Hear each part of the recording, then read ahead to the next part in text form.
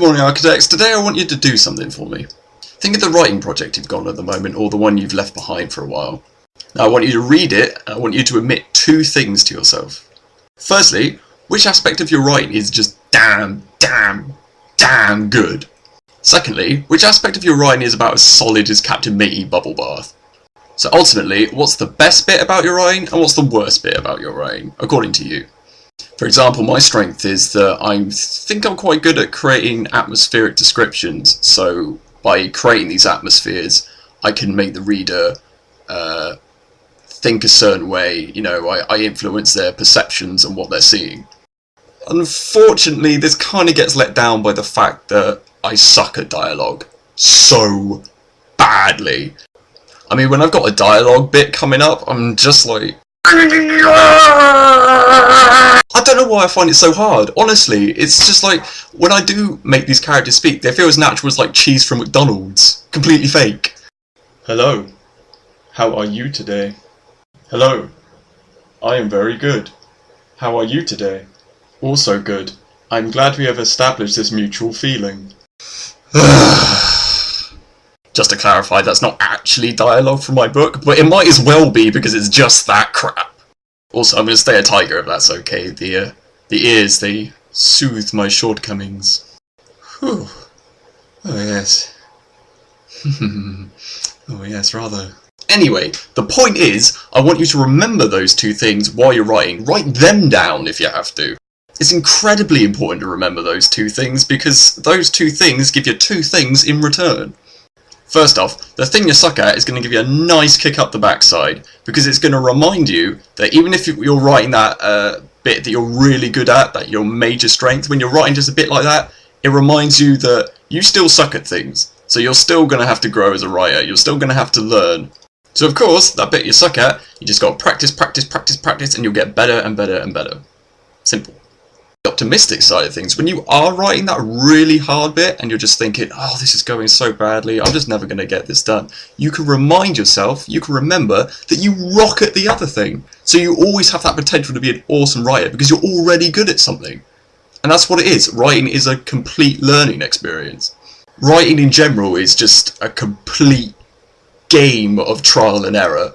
You know, I heard this analogy somewhere that I can't remember where from, but it was like, if you pick up a guitar for the first time, that's obviously how you play guitar, you're not expected to know how to play it, are you? You've never played it before, so why should you know how to play? It's exactly the same with writing.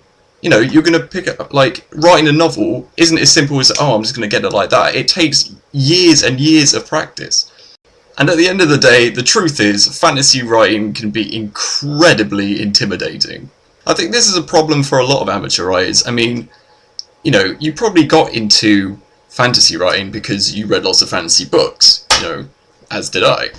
But the thing is, you know, you only ever see the end result of these books. You know, you're never going to be able to see the manuscripts. And if you just, you know, if we all just realise how much effort and trouble this writer has gone through to get this absolutely perfect, you will see that you're doing exactly the same thing.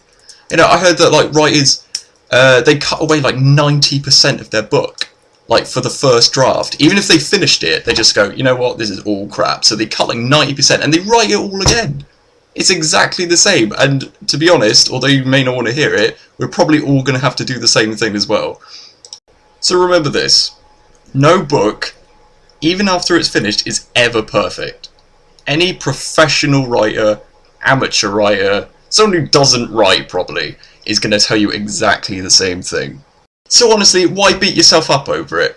I mean, if you're doing quality control the entire time to the point where it just gets, like, incredibly frustrating, then it becomes a chore. You're not having fun with it.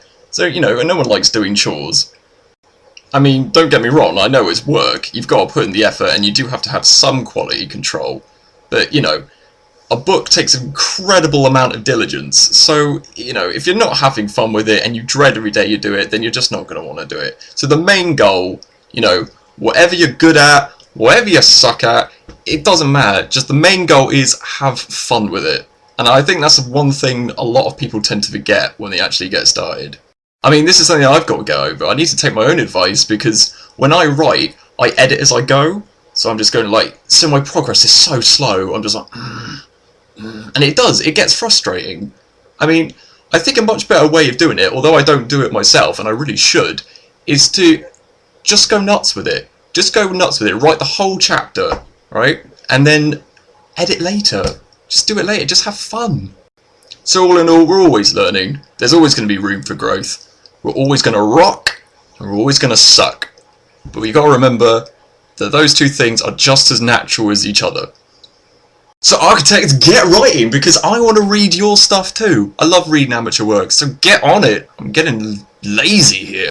Okay, that concludes today's video. Don't forget to subscribe, to comment, see our Facebook page, see our Twitter, you know, the works. Just do it all. And with the more support we get, the more we can kick this project into overdrive! Yeah! Meow.